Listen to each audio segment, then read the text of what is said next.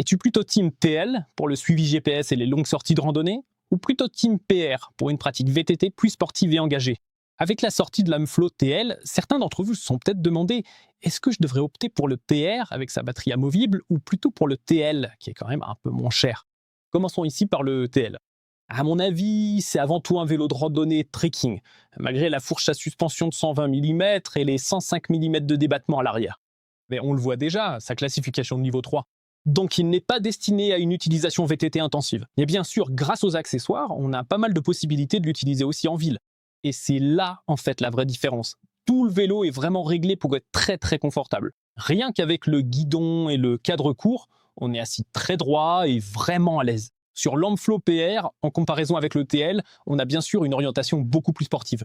Déjà, rien qu'au niveau du cadre, qui est beaucoup plus agressif et sportif. Nous avons d'abord une fourche Fox 36 avec un débattement de 160 mm, ainsi qu'un débattement de 150 mm à l'arrière. Nous avons aussi la batterie du 800 Wh que l'on peut retirer. 4 tailles différentes, alors que sur le TL, il n'y a que 2 tailles, que l'on peut adapter individuellement. Le vélo est aussi un peu plus long, et il est livré d'origine avec des pneus mulets, c'est-à-dire 29 pouces à l'avant et 27,5 pouces à l'arrière. Ici, il n'est pas non plus aussi simple d'installer un porte-bagages Amflow par la suite.